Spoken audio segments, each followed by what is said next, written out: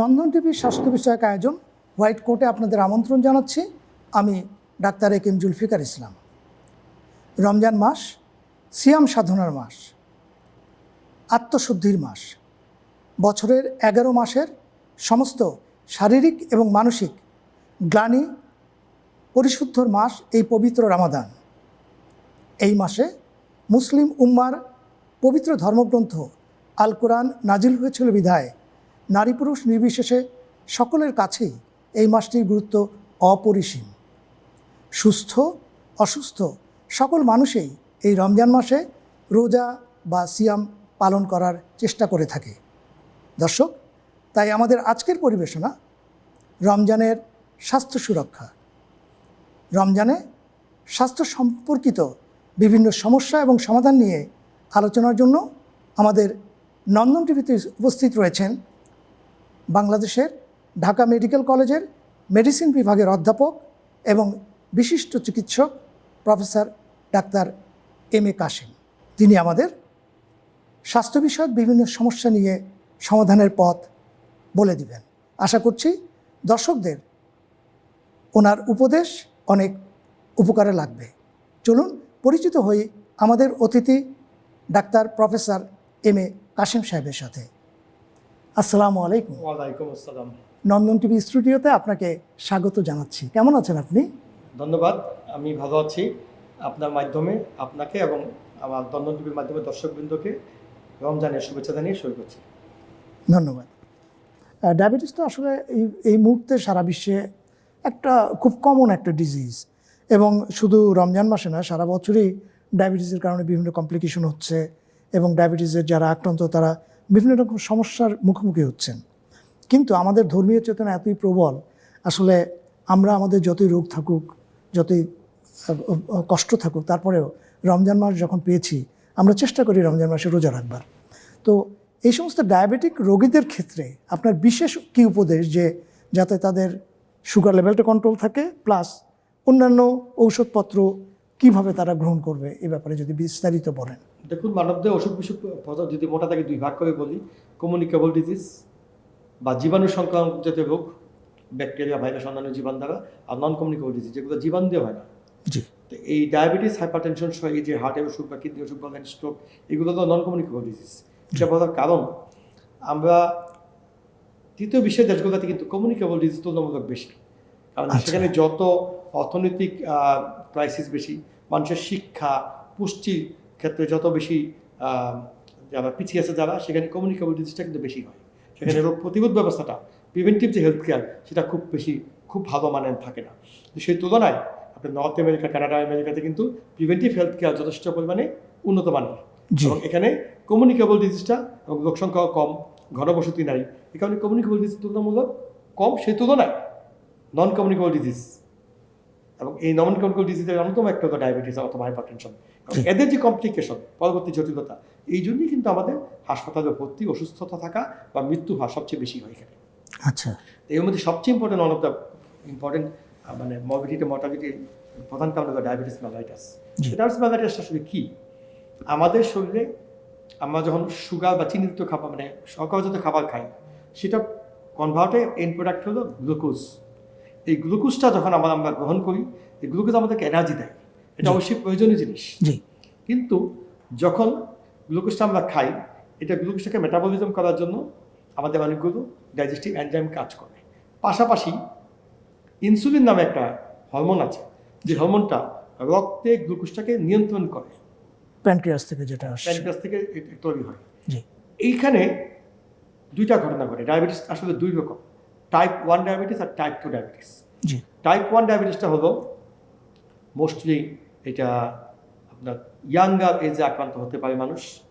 এটা ইনসুলিনের অভাবে হয়, সোজা অভাবে বলি। প্যানক্রিয়াসের যে বিটা সেল আছে, আইলেট সেল, ওরা পর্যাপ্ত পরিমাণে ইনসুলিন উৎপাদন করতে সক্ষম হয় না।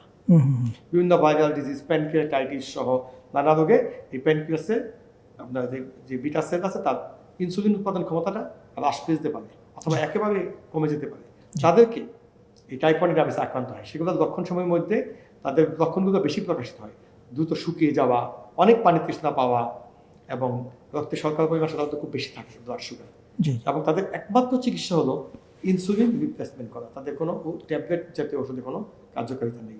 হয় তারা সার্জিক্যালি প্যানক্রিয়াটিক ট্রান্সপ্লান্ট করতে পারে, অথবা ইনসুলিন লাইফ টাইম ব্যবহার করতে হবে। আর টাইপ 2 ডায়াবেটিস যেটা, সেটা মূলত ইনসুলিনের বেশিরভাগ ক্ষেত্রে হয় কি ইনসুলিনের আধিক্য, ইনসুলিন বেশি থাকে তারপরেও ব্লাড সুগার বেশি থাকে। এটা কেমন কথা?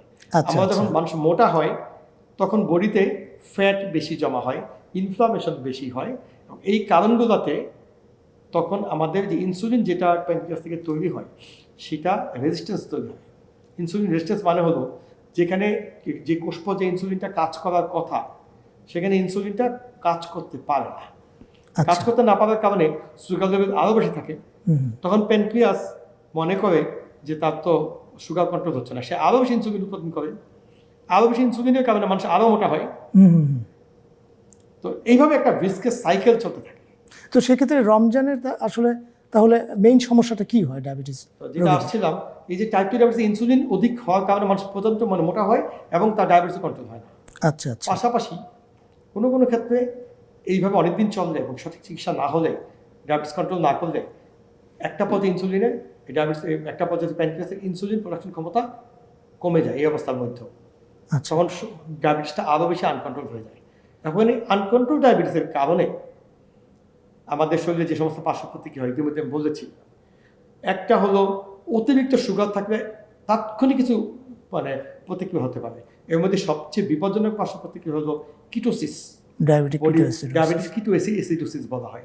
তো আমাদের যে কিটোন নামে একটা বডিতে একটা নাইট্রোজেনাস প্রোডাক্ট, এটা যদি খুব বেশি হয়ে যায় তাহলে আপনি দ্রুত অসুস্থ হয়ে পড়বেন, বডি পানি শূন্য হয়ে যাবে দ্রুত পরিমাণে। আপনার এটার প্রভাবে আপনার ব্রেনের যেই ক্ষমতা কমতে থাকবে এবং একটা পর্যায়ে আপনার রেসপন্স করার ক্ষমতা কমে যেতে পারে, বডি ইলেকট্রোলাইটের ইমব্যালেন্স দেখা দিবে, এবং আপনার যাবতীয় বিপাক প্রক্রিয়া সবগুলোতেই কমপ্লিট আপনার শাটডাউন পর্যায়ে চলে যেতে পারে, এবং এখানে মাল্টি অর্গান ফেলিওর দেখা দিতে পারে, এবং ডায়াবেটিক কমা এই পর্যায়ে হয়। এবং কেউ যদি ডায়াবেটিক কিটোসিসে আক্রান্ত হয়, খুব হাই ডিপেন্ডেন্সি ইউনিটে সঠিক মাত্রা হাসপাতালে ভর্তি করে চিকিৎসা করার পরেও তাদের মধ্যে যথেষ্ট পরিমাণে মৃত্যু হার বেশি।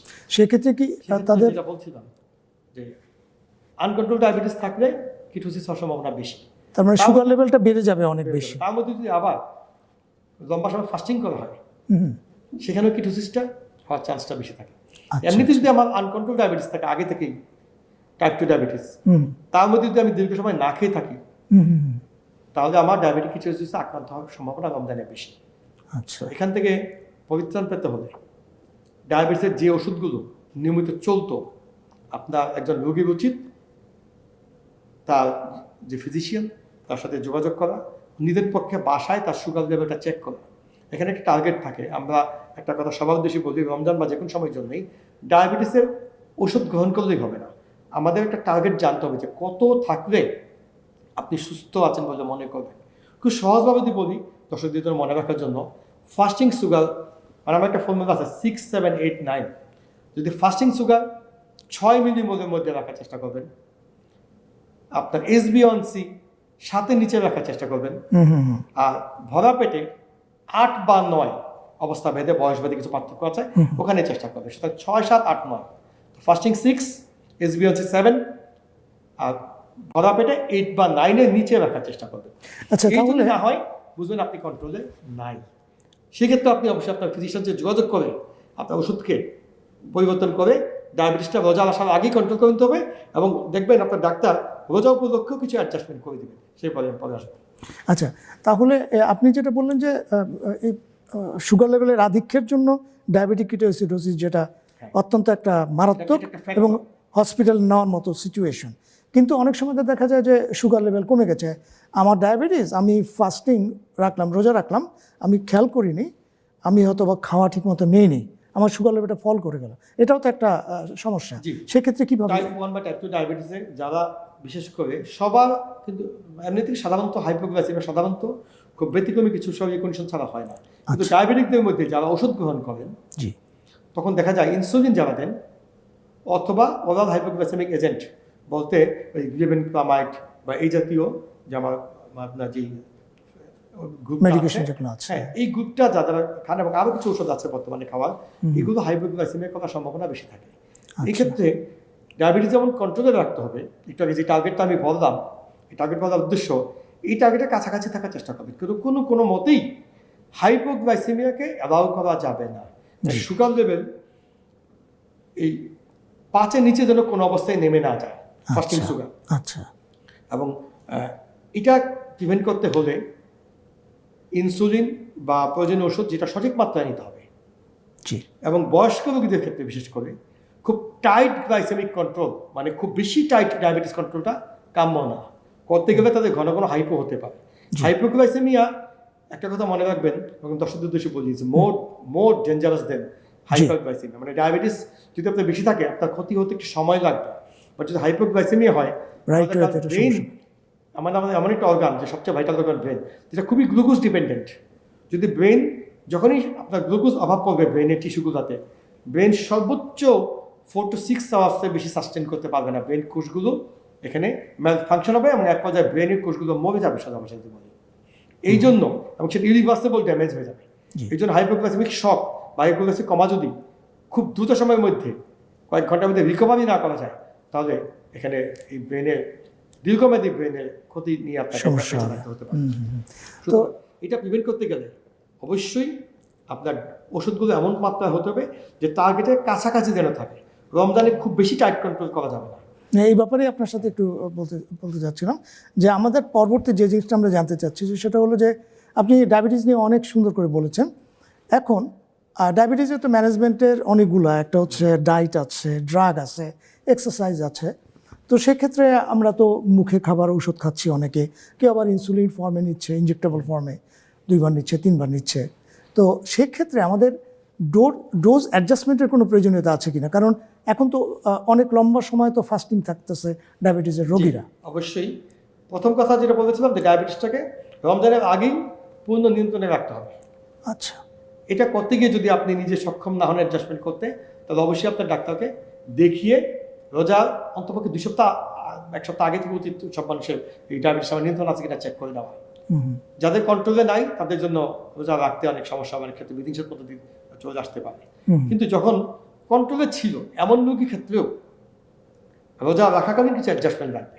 নিশ্চয়ই আপনার ডাক্তার, যদি রোজা আগে ডাক্তার দেখান, তারা আপনাকে সে ব্যাপারে প্রয়োজনীয় পরামর্শ দিয়ে দিবেন। তারপর আমি একটা আউটপ্ল্যান দিতে পারি যে কী করা উচিত।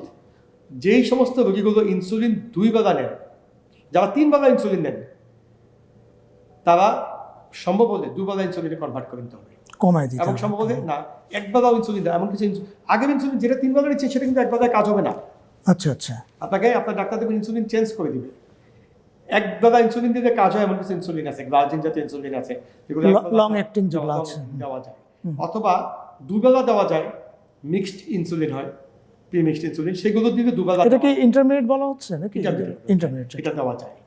এক্ষেত্রে এটা আপনার ডাক্তার আপনাকে সাহায্য করবে। কিন্তু কানাডাতে কিন্তু আউটলাইনটা হলো, আমি একটা উদাহরণ দিচ্ছি। আচ্ছা। একজন রোগী সকালবেলা আপনি 20 ইউনিট ইনসুলিন নিচ্ছেন, জি, এবং আপনি রাতে খাবার আগে আপনি 14 ইউনিট ইনসুলিন নিচ্ছেন।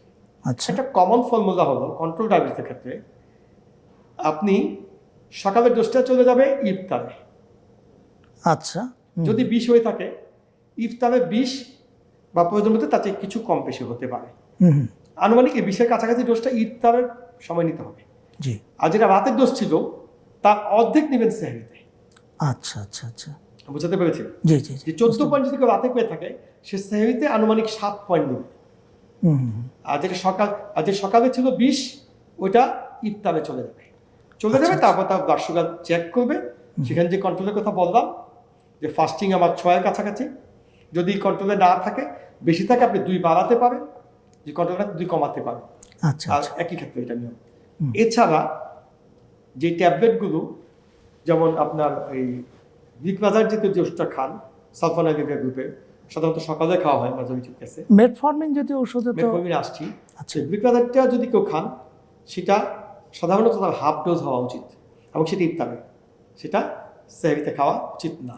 আচ্ছা আচ্ছা। আর মেটফর্মিন সাধারণত খুব বেশি লার্জার ডোজে মেটফর্মিন না হলে সমস্যা হবে না। তবে যদি খুব বেশি মাত্রায় মেটফর্মিন ডোজ কারো থাকে, সে 1000 মিলিগ্রাম 2 বেলা যদি কারো ডোজ থাকে, তাহলে তাকে ডোজ অ্যাডজাস্টমেন্ট করা লাগতে পারে, আচ্ছা সেক্ষেত্রে কিছুটা ডোজ কমানো লাগতে পারে। এছাড়া আরও অনেক আধুনিক ড্রাগস চলে এসছে আপনার, যে সমস্ত ওষুধের মধ্যে এম্পাগ্লিকোজিন, এই ওষুধগুলো একটা সমস্যা আবার আছে। এম্পাগ্লিকোজিনে কারো কারো ইউরিনারি ইনফেকশন হওয়ার চান্স থাকে। আচ্ছা তো যেহেতু দীর্ঘ সময় পানি খাবেন না, যদি কারো এক্সিস্টিং ইউটিআই থাকে বা মূত্রনালীর সংক্রমণ থাকে, তাকে এই ক্ষেত্রে সতর্কতা অবলম্বন করতে হবে। লক্ষ্য রাখতে হবে যে প্রস্রাবে কোনো জ্বালা পড়া সহ তলপেটে ব্যথা এই ধরনের সিমটম দেখা দেয় কিনা। আমার মনে হয় যে এই ক্ষেত্রে ডাক্তারের সাথে পরামর্শ করে এরকম কোনো লক্ষণ দেখলেই আপনি খুব দ্রুত ডাক্তারের সাথে যোগাযোগ করবেন, কারণ ইউটিআই ডায়াবেটিক রোগীতে খুব ডেঞ্জারাস টু ট্রিট সামটাইমস, যদি সেটাকে আপনি বেশি বাড়তে দেন।